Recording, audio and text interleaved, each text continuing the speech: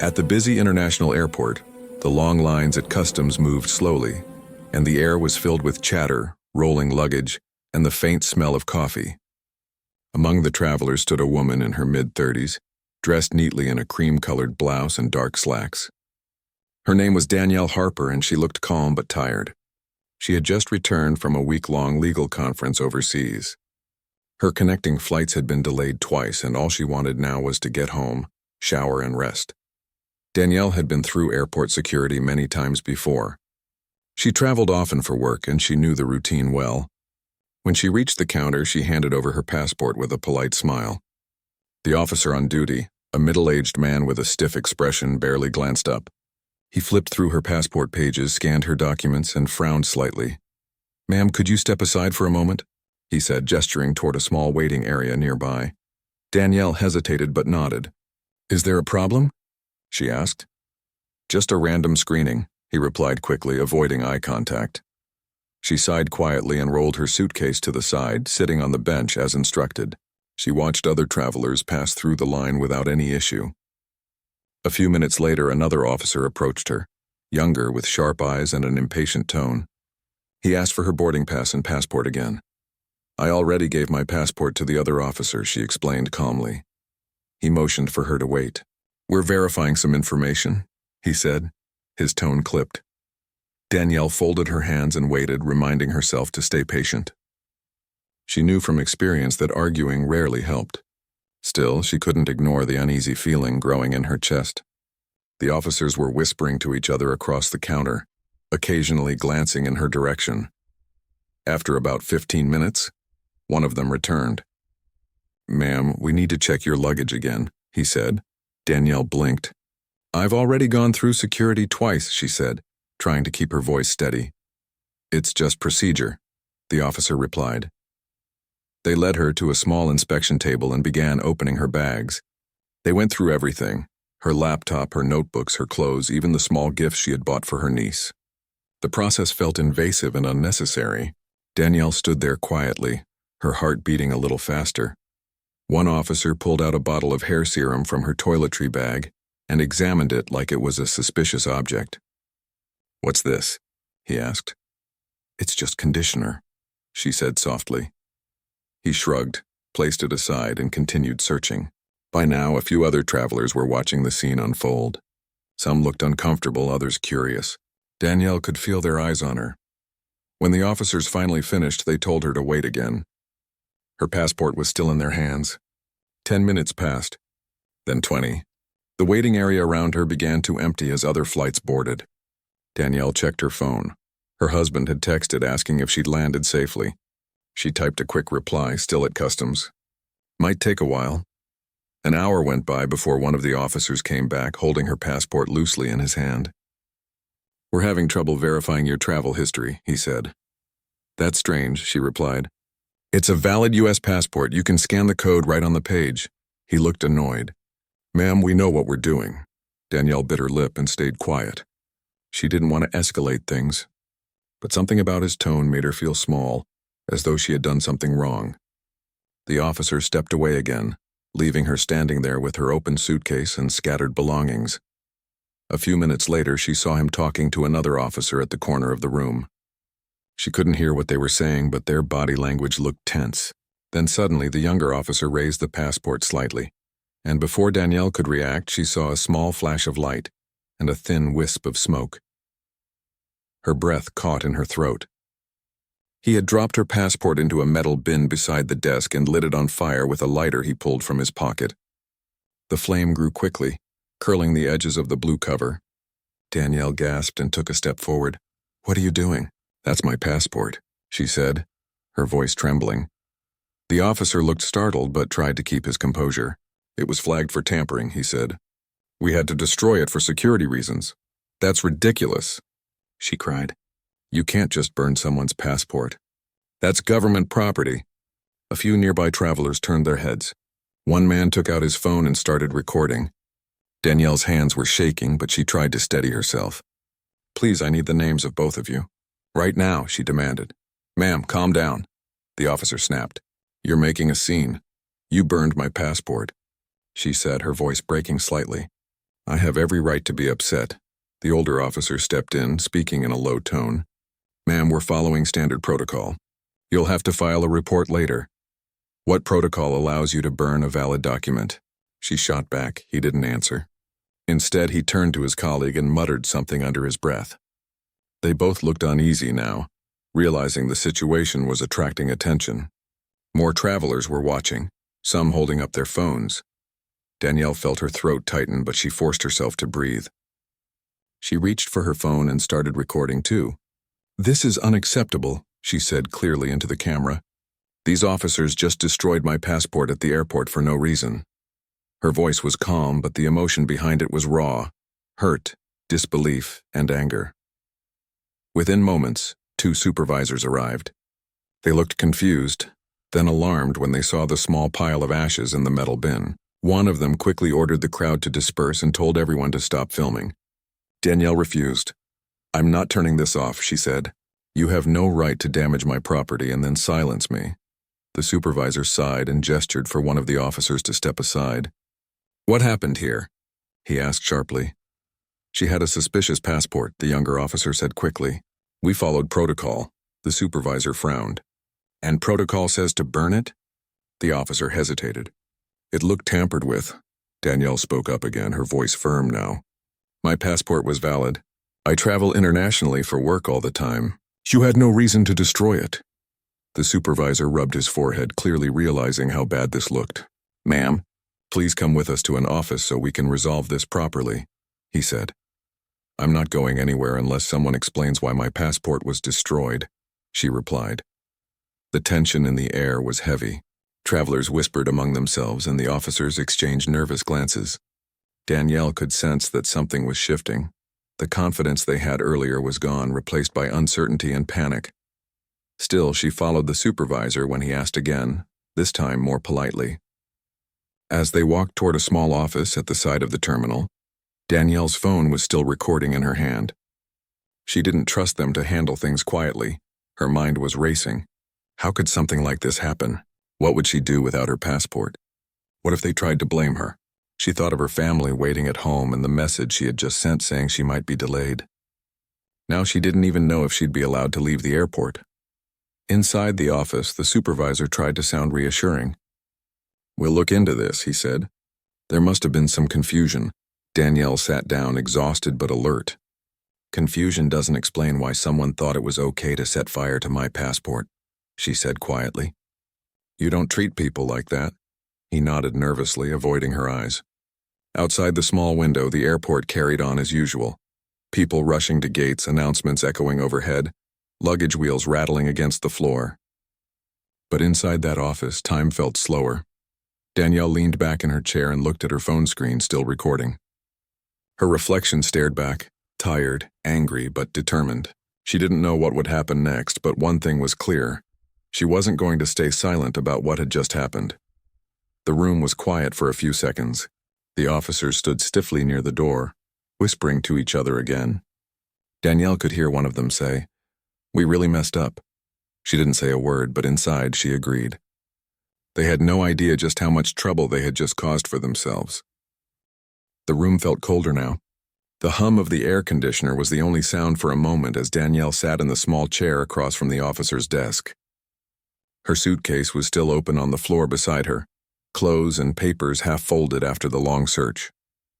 The smell of burned paper still lingered faintly in the air, and every time she caught it, her chest tightened. She looked at the officers in front of her, 3 of them now, 2 men and 1 woman. They avoided her eyes, busy pretending to shuffle papers or check something on their screens. The woman officer finally spoke, trying to sound calm. "Ma'am, we understand this situation is upsetting. We just need to verify a few more details before we can move forward." Danielle's voice was quiet but steady. "You burned my passport. I want to understand why." The woman cleared her throat. "There was a possible security concern. The system flagged your document." "Flagged for what?" Danielle asked. "I've used that same passport for years. I renewed it last year through the proper channels." The woman hesitated, her hands fidgeting with a pen. "Sometimes there are errors. Maybe the system didn't update correctly." Danielle let out a slow breath. "Then why destroy it before confirming anything?" You could have scanned it again, called the passport agency, or spoken to your supervisor, but you burned it in front of me. That's not a mistake. That's a decision. The room went silent again. One of the male officers looked up briefly, his face tight. Ma'am, you're not under arrest. We're just trying to handle this in an orderly way. I shouldn't be under arrest, she replied, her voice growing sharper. I didn't do anything wrong. She reached for her phone, still recording. You said this was a random check, but it hasn't felt random from the moment you pulled me out of line. The supervisor entered then, the same one who had approached her at the terminal. He looked tired already, rubbing his temple. All right, he said quietly. Let's all take a breath.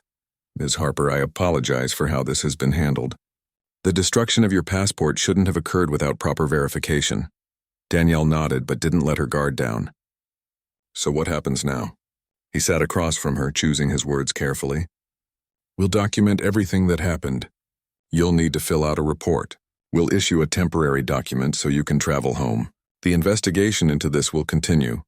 She stared at him for a moment. And what about the officer who burned my passport? He paused, eyes flicking to the two men near the wall. That will be reviewed internally. Internally, she repeated softly. So nothing will happen, right? He opened his mouth, then closed it again. We'll follow procedure. Danielle could see the unease in his face. He wanted this problem to disappear quietly, but she wasn't going to let it go that easily. The door opened again, and another officer walked in, a younger man with a tablet in his hand. He whispered something to the supervisor, who immediately looked alarmed. Danielle noticed it. What is it? She asked. The supervisor forced a small smile. Just standard verification, he said quickly, but his eyes betrayed him. Something had changed. Danielle folded her arms. You all keep saying verification. Maybe I should call someone myself to verify what's going on. The young officer's eyes widened slightly. That won't be necessary, he said quickly. We're handling it, but she was done waiting. I'll decide what's necessary, she said, standing up and picking up her phone. Before she could dial, the supervisor gently raised his hand. Please, Ms. Harper, just give us a moment. He glanced at the younger officer again, who nodded nervously and left the room. The air felt heavy with tension. Danielle could feel something was off. She watched the supervisor pull out his phone and type something quickly. His fingers moved fast and his jaw tightened. She wondered who he was messaging. A few minutes later, two more people entered. A man in a dark suit and a woman carrying a laptop. They didn't look like airport staff. The man spoke first. Ms. Harper, we're with airport administration. We'd like to talk privately. Danielle crossed her arms again. I'm not going anywhere without knowing what's happening. I've been here for over 2 hours and no one has given me a clear answer. The man sighed. We understand. We just want to make this right. She didn't trust him, but she followed them into a smaller office next door. The walls were plain, and the table in the center had a few files and a recorder. The woman with the laptop started typing immediately. The man leaned forward. Ms. Harper, could you please confirm your full name and travel details for the record? Danielle did, keeping her tone calm. The man nodded and glanced at the woman, who gave him a slight nod in return. All right, he said slowly. We've confirmed your identity and I want to apologize on behalf of the airport security staff. What happened earlier was not protocol. She looked at him, waiting for the rest. He continued. It appears there was a miscommunication between our systems and customs. Your file was mistakenly flagged for secondary screening due to a data error. Danielle raised an eyebrow. And that justified burning my passport? He shifted in his seat. That was an unfortunate overreaction by one of the officers. Unfortunate? She repeated. He destroyed my travel document. I can't go anywhere now. That's not unfortunate. That's outrageous, he nodded. We understand your frustration. We're preparing a report for federal review. In the meantime, we'll expedite a temporary passport replacement. You'll have it within 24 hours. Danielle didn't respond right away. Her thoughts were racing. She knew something wasn't adding up. This was more than a data error. The panic she saw earlier in their faces said otherwise. The woman with the laptop interrupted her thoughts. Ma'am, we'll also need you to sign a statement confirming that this was an administrative error. It'll help us process your replacement faster. Danielle looked directly at her. You want me to sign a statement saying this was just an error? The woman nodded. She shook her head slowly. No, not until I see a copy of the incident report and the footage from your security cameras. The woman hesitated. That's classified, ma'am. Then I'm not signing anything, Danielle said.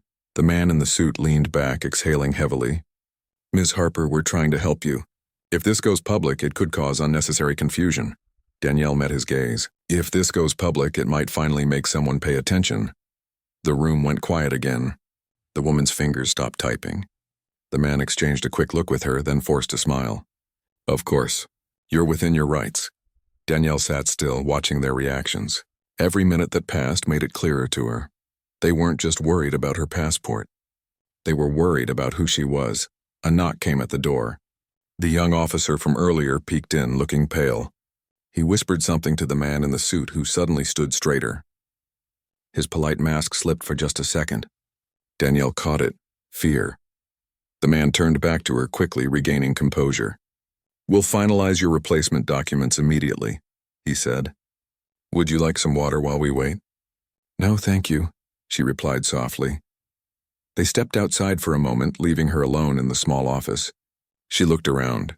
The plain white walls, the humming fluorescent light, the small security camera in the corner.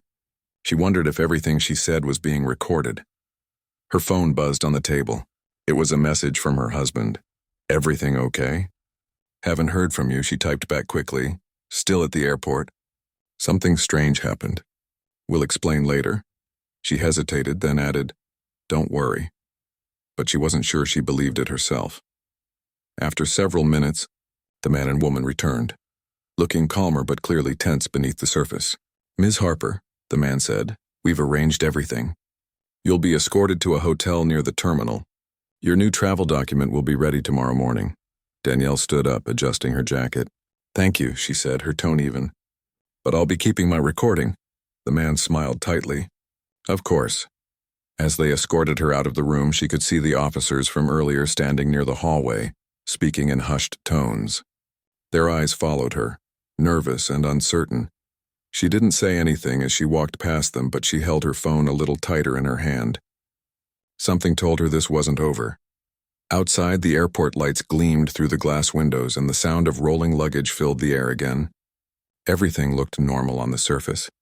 Travelers rushing to catch flights, families reuniting, announcements echoing above. But for Danielle, the normal rhythm of travel had changed forever. As she sat in the shuttle to the hotel, she stared out the window, her reflection faint against the city lights. Her mind kept replaying the moment her passport burned. The shock, the smell, the disbelief. She knew there was more to the story, something they weren't telling her. And as the shuttle moved through the dark streets, one thought kept circling in her mind. They looked scared of something. But what exactly were they scared of? The next morning, sunlight streamed through the window of the small hotel room near the airport. Danielle woke up early, though she hadn't slept much. Her mind had replayed every detail from the night before. The officer's angry expression, the smell of burning paper, the nervous whispers. It still didn't feel real. She got out of bed, washed her face, and made herself a cup of coffee from the small machine on the table. The bitter taste helped clear her head. Her phone had several missed calls and messages from her husband and colleagues. She texted him first. I'm okay. I'll call soon. Something strange happened at customs. He replied almost instantly. Do you want me to come there? She thought for a moment before typing back. Not yet. Let me see how they handle this first. A few minutes later, her phone buzzed again. It was a call from an unfamiliar number. Danielle hesitated, then answered. Good morning, Ms. Harper, a polite voice said. This is Thomas from Airport Administration. We've completed your travel document. We'll send a car to pick you up in 30 minutes. All right, Danielle said. Thank you. Of course, the man replied. And again, we apologize for the inconvenience.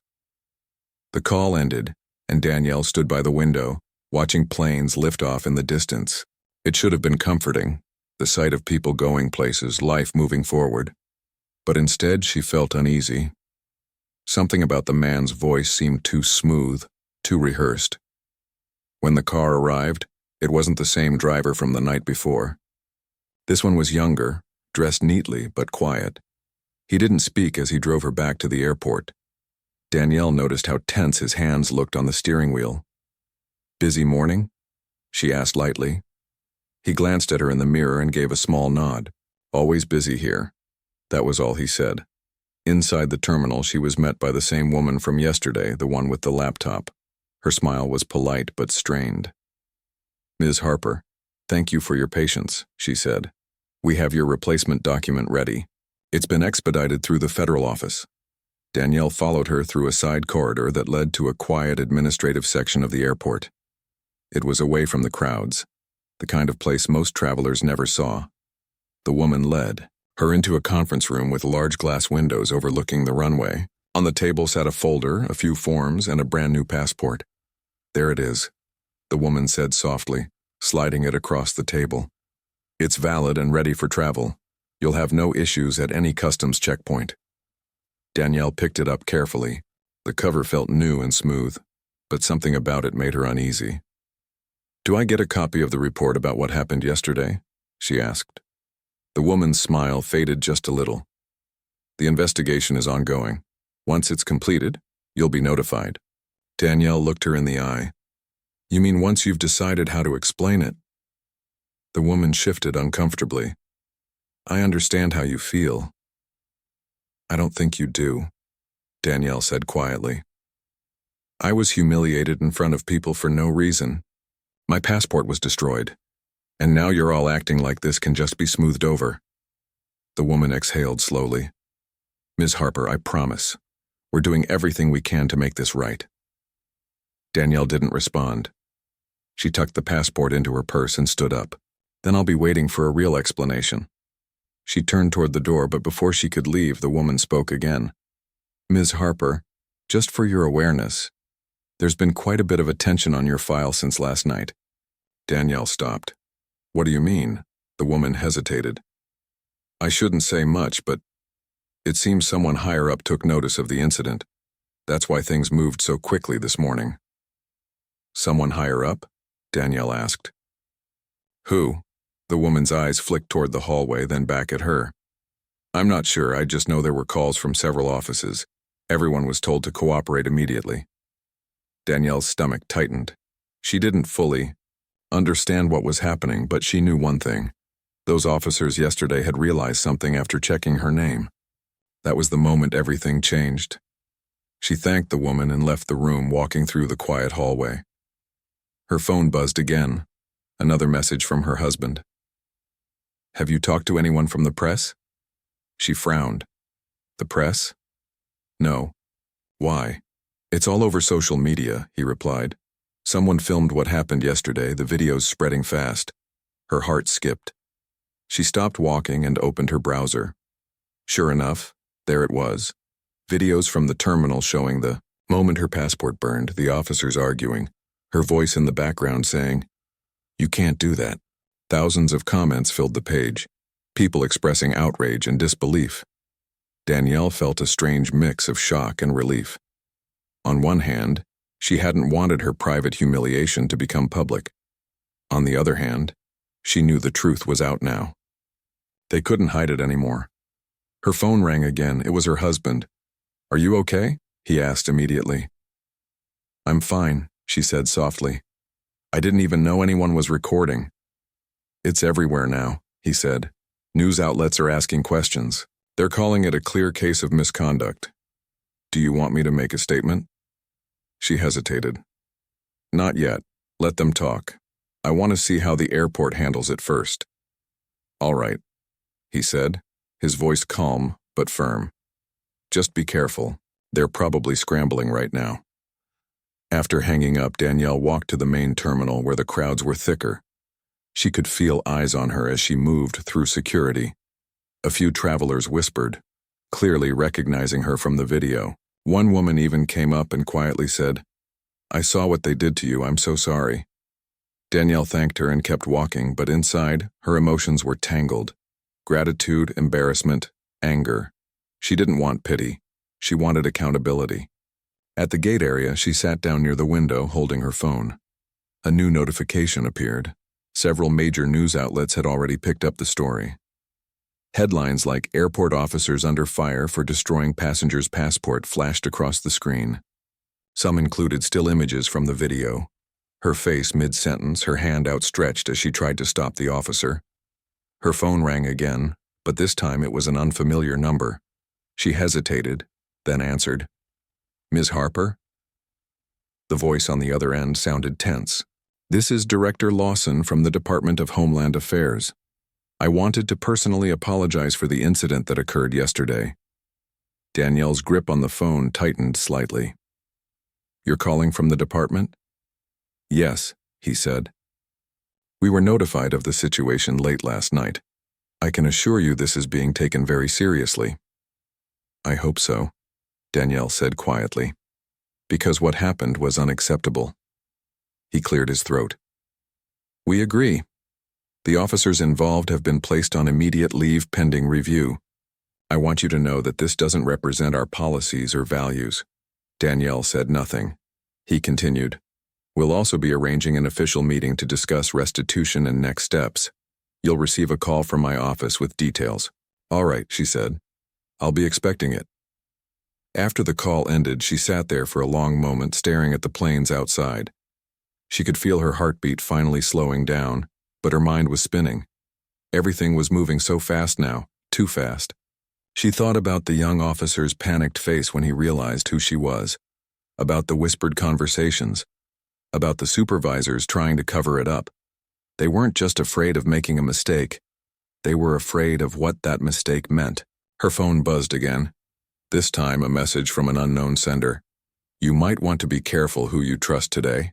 Some people will want to make this go away quietly." She stared at the message, uncertain what to think. It could have been from anyone, a concerned employee, a friend, or even someone inside the department. Either way, it was unsettling.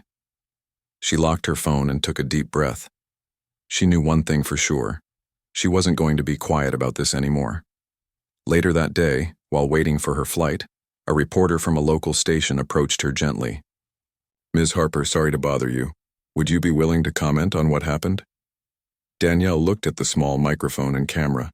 For a moment she considered walking away, but then she remembered the officer's dismissive tone, the way they told her to calm down, and the look of fear that crossed their faces once they learned who she was. "Yes," she said finally. "I'll talk." The reporter nodded, turning on the camera. Danielle spoke simply, her voice steady but emotional. She described what happened, the random screening, the way her passport was taken, the moment it was destroyed. She didn't raise her voice. She didn't exaggerate. She just told the truth. When she finished, the reporter thanked her and walked away. Danielle sat back down, feeling oddly lighter. The truth was out. There was no turning back now. As her flight began boarding, she looked one last time at the runway. She didn't know what kind of storm was waiting ahead, but she knew this was bigger than her now. It wasn't just about one burned passport. It was about something much deeper, and she was ready to face it, no matter what came next. The next day, the airport looked the same as always from the outside. Bright signs, rolling luggage, families rushing to catch flights. But inside the administrative offices, it was far from normal. Everyone was talking in low voices, and every few minutes someone's phone buzzed with new updates about the viral video. The officers involved were nowhere to be seen. Danielle sat quietly in a meeting room that overlooked the runway. A cup of untouched coffee sat in front of her. She had flown home the night before, but was called back this morning for what they described as an official discussion. She wasn't sure if it was an apology or an attempt to silence her, but she agreed to come. She wanted to hear what they had to say. A woman from the airport's legal department entered first, holding a tablet. She smiled politely. "Thank you for returning, Ms. Harper. We know this has been a difficult time for you." Danielle nodded.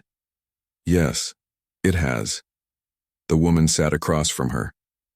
"We're here to resolve this situation properly. The department wants to take full responsibility. The officer's actions were completely out of line." Danielle folded her arms. "So they admit it?" The woman hesitated. "We admit the handling of the situation was improper."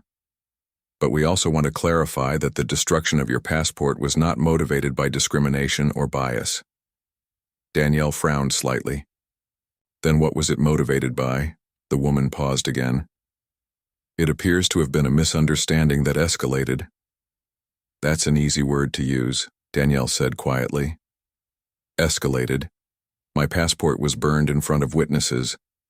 You can't call that a misunderstanding, the woman nodded slowly. I understand your frustration. That's why we'd like to offer a formal written apology and compensation for the inconvenience.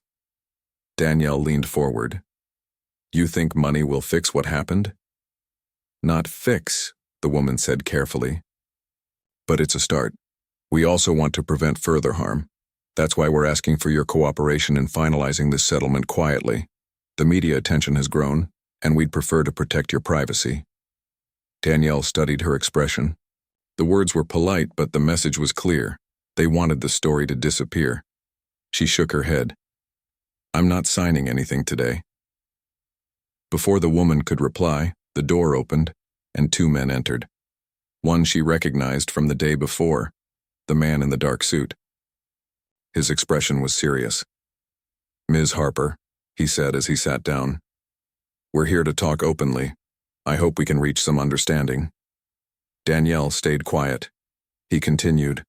The investigation is ongoing, and the officers involved will face disciplinary action. We're also reviewing our internal policies to ensure this never happens again. Then make that public, Danielle said. Show people you're doing something. He shifted slightly. We plan to, but we have to manage the message carefully. There's a lot of misinformation spreading online. Danielle raised an eyebrow. The video isn't misinformation. People saw what happened. He sighed. Yes, but the story has grown beyond what it actually was. There are political implications now. You must understand how sensitive this is. Danielle sat back in her chair. Sensitive for who? The room went quiet. Finally, the man said, Look, Ms. Harper, we know who you are. Once people realized your connection to the Attorney General, everything changed. The attention on this case is enormous. That's why we're trying to contain it before it becomes a national issue. So that was it. Danielle had suspected it before, but now she knew for sure. They weren't afraid because of what they had done. They were afraid of who they had done it to. She took a slow breath.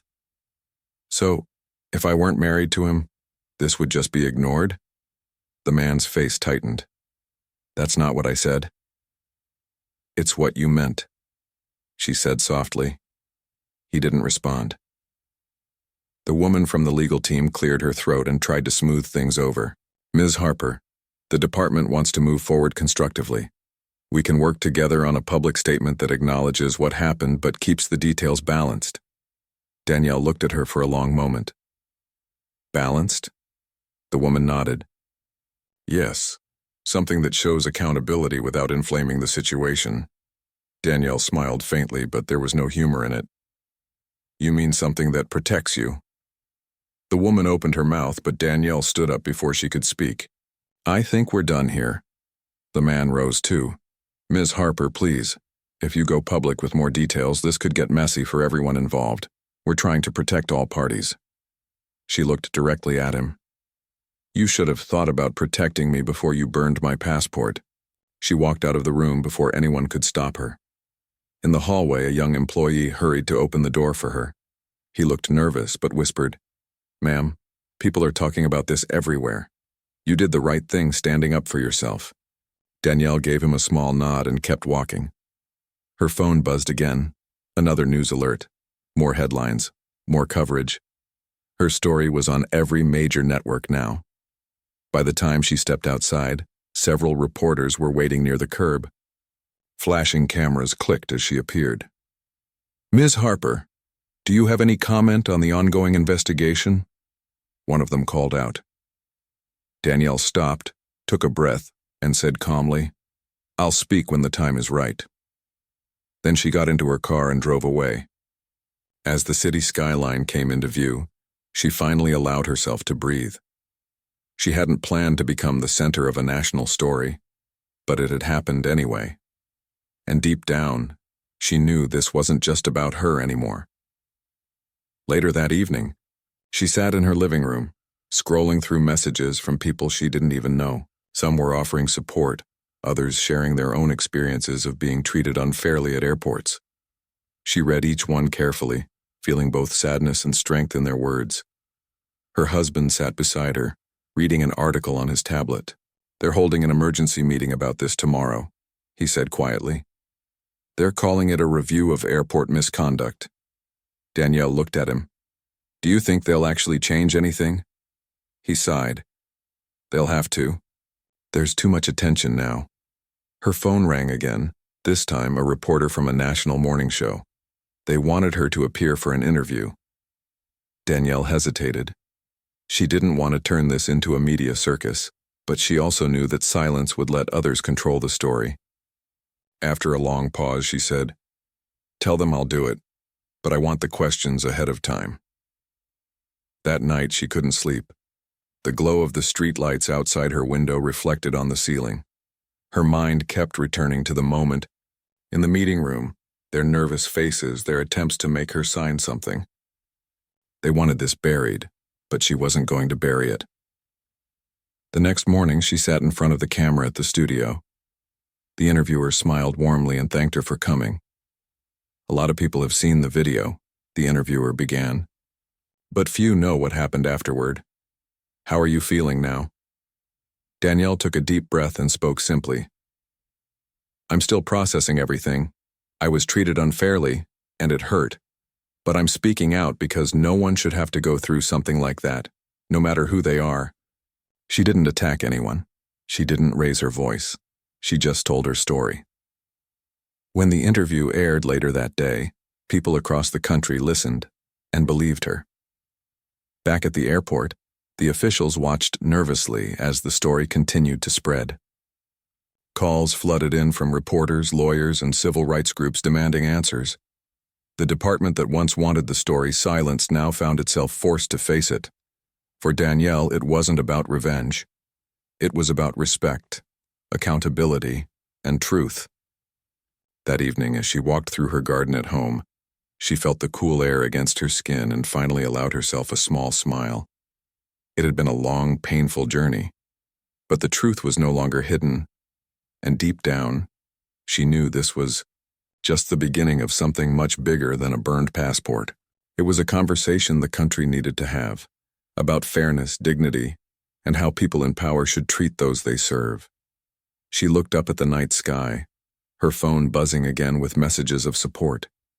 She didn't know what would come next, but she was ready for it. The sun was barely up when the first news vans parked outside Danielle's home. Reporters gathered at the gate, holding microphones and cameras waiting for a statement. The story had exploded overnight. Every major network was talking about it. Social media was flooded with clips of the airport incident, reactions, and hashtags calling for justice. Danielle stayed inside, sitting at the kitchen table with a cup of tea. She hadn't slept much. The interview she gave the day before had gone viral, and now people across the country were demanding answers. Her phone buzzed constantly. Calls from journalists, messages from strangers, and emails from organizations asking her to speak at their events. It was overwhelming. Her husband walked in quietly, holding his own phone. "You're on every channel," he said gently. "They're calling it one of the biggest civil rights stories of the year." Danielle sighed. "I didn't want this kind of attention. I just wanted the truth to come out." He nodded. "The truth always brings attention. You handled yourself perfectly. You didn't sound angry, just honest. People respect that." She gave a small smile. "I just told them what happened." Outside, the sound of a car horn broke the quiet. A group of young people were holding signs that read, "Stand with Danielle." Some of them had driven from other cities to show support. Others had written open letters online, sharing their own experiences of unfair treatment at airports or during travel. Later that morning, Danielle's lawyer arrived. He was calm but serious. "The Department of Transportation has called a press conference," he said. "They're announcing a full investigation into airport security procedures." Danielle blinked. "That fast?" "They don't have a choice.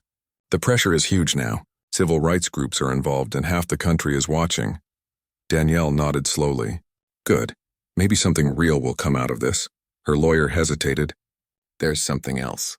The officers involved have been suspended. Danielle stayed quiet for a moment. Suspended isn't the same as held accountable. I know, he said softly. But it's a start. That afternoon, she sat by the window and watched the news. A government spokesperson stood behind a podium, reading a carefully prepared statement. The department deeply regrets the incident that occurred at the airport last week. We take these allegations seriously and are committed to ensuring all travelers are treated with dignity and respect. Danielle turned off the television halfway through. It sounded rehearsed. She didn't believe much would change unless people kept pushing. Later that day, her phone rang again. This time it was an elderly woman who introduced herself as a retired flight attendant. Her voice trembled slightly as she spoke. I saw what happened to you, she said. I used to work in airports for 30 years. I've seen too many things like that. But nobody ever listened before. Thank you for not staying quiet. Danielle felt her throat tighten. Thank you for saying that. She replied softly. That night she scrolled through hundreds of messages, some from people who shared their own painful stories, and others simply saying they stood with her. She read them all, tears welling in her eyes. It felt strange to be the face of something so big, but she also understood why it mattered. The next morning, her husband was already dressed for work, phone in hand. You should see this, he said, turning the screen toward her. News footage showed crowds at airports around the country holding signs and chanting for fair treatment. Protesters stood peacefully, holding candles and speaking about equality. Danielle covered her mouth in surprise. I can't believe this. It's real, he said.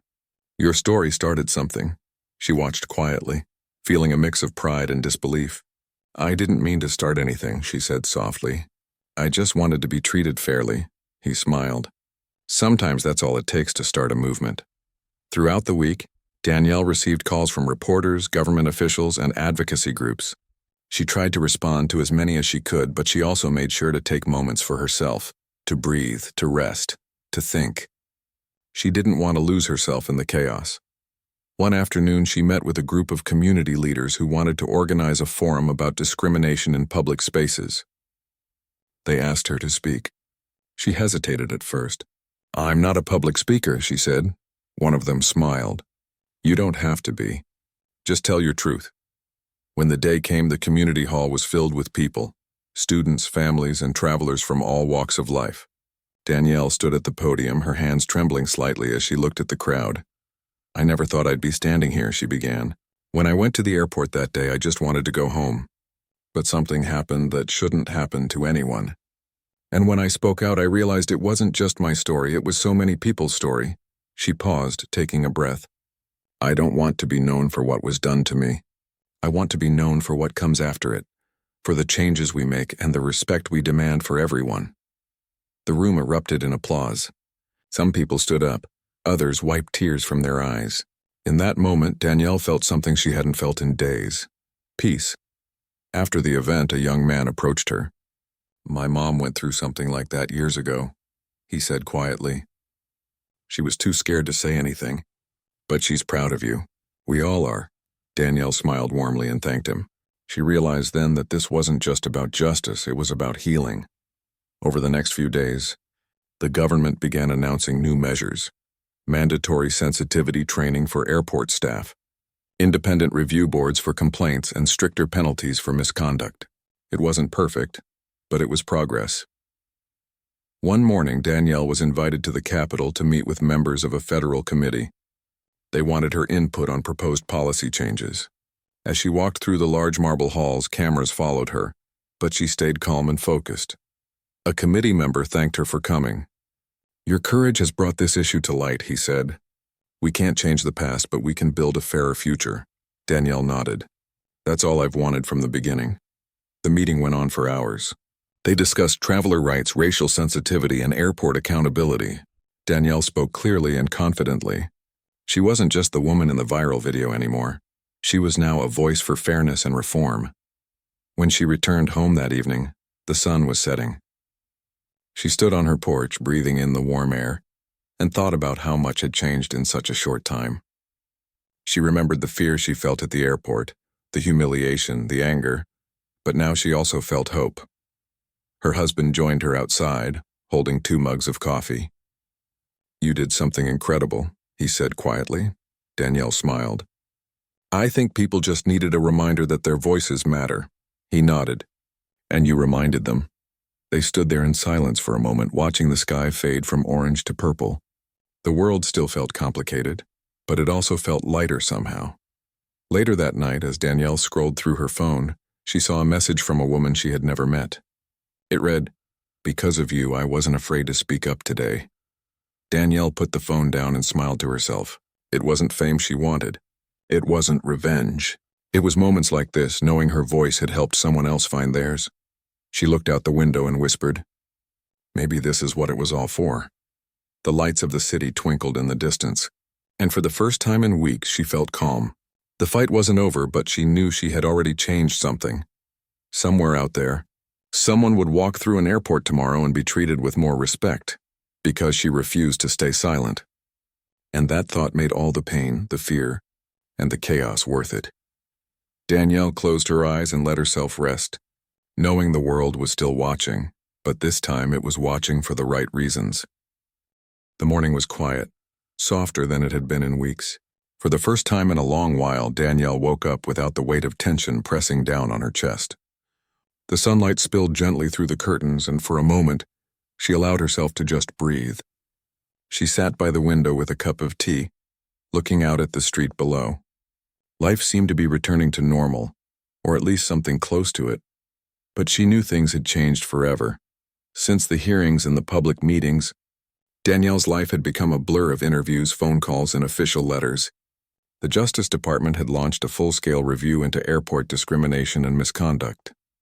Her story had become the starting point for a nationwide conversation. Laws were being drafted, new committees were being formed, and the officers involved were now facing real consequences. It was progress, even if it came slower than she hoped. Despite the chaos, Danielle tried to hold on to normal moments, making breakfast, watering her plants, taking short walks in the park near her house. Sometimes people recognized her and came up to thank her. Others just gave her quiet smiles as if to say they understood. She appreciated both. One afternoon, she received an invitation from a university. They wanted her to speak at a student conference about justice and equality. She hesitated at first. Public speaking still made her nervous, but something in her heart told her to go. She wanted to share what she had learned, not just about airports or laws, but about courage and kindness. The day of the event arrived. The auditorium was packed with students, professors, and community members. The energy in the room was warm and full of hope. When Danielle walked onto the stage, the audience stood and applauded before she even spoke. She smiled shyly and waited for the noise to fade. "Thank you," she began softly. "I never thought I'd stand on a stage like this. I never wanted fame or attention. All I ever wanted was fairness." The room was completely silent, every eye on her. "I used to think one voice couldn't change much," she continued. "But I learned that speaking up, even when it's scary, can open doors that have been locked for too long. My story isn't just about me. It's about every person who has ever been made to feel small when they did nothing wrong." She paused, her gaze sweeping across the audience. "I'm not here to talk about anger. I'm here to talk about growth. Because the truth is, we can't fix what we don't face. And if we keep pretending that unfair treatment doesn't exist, then we let it keep happening." The audience listened closely. Some nodded, others wiped their eyes quietly. Danielle smiled softly. "The people who hurt me that day made a mistake, yes. But the bigger mistake would be if we learned nothing from it. We have to do better, and I believe we can." When she finished speaking, the applause filled the hall. People stood and cheered for several minutes. Students came up afterward to thank her and tell her how much her words meant. Many of them said they wanted to work in public service or law after hearing her story. That moved her deeply. Later that evening, Danielle sat outside the building under a tree watching the sunset. One of the professors joined her quietly. "You've done something special," he said. "You didn't just share your pain, you turned it into purpose." She smiled gently. "That's the only way I knew how to keep going." Over the next few months, Danielle continued to travel and speak at events. Each time she met new people who shared their own experiences. She realized that her story had given others courage to tell theirs. Some days were exhausting, But every time she saw someone's face light up with understanding, she knew it was worth it. Meanwhile, the investigation at the airport reached its final phase. The officers involved were officially dismissed, and the department announced a new nationwide training program focused on bias awareness and traveler rights. The report also included a formal apology addressed directly to Danielle. When she received the letter, she read it quietly at her dining table. It wasn't perfect, it couldn't erase what happened, but it was acknowledgement. That mattered. She placed the letter in a drawer, not out of bitterness, but because she didn't need it to remind her of what she had overcome. She already carried those lessons in her heart. One rainy afternoon, Danielle was invited to the state capitol for a ceremony. The governor was signing a new law aimed at protecting passengers from discrimination and ensuring accountability and security procedures.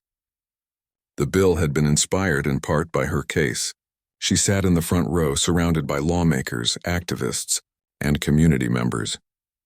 When the governor finished signing the bill, he looked out at the crowd and said, "This law is a step toward fairness for every traveler, and it began because one woman refused to stay silent." The audience applauded as Danielle stood to shake his hand. Cameras flashed, but in that moment, she didn't think about the press or the politics. She just thought about that day at the airport, the confusion, the humiliation, the fire, and how far she had come since then.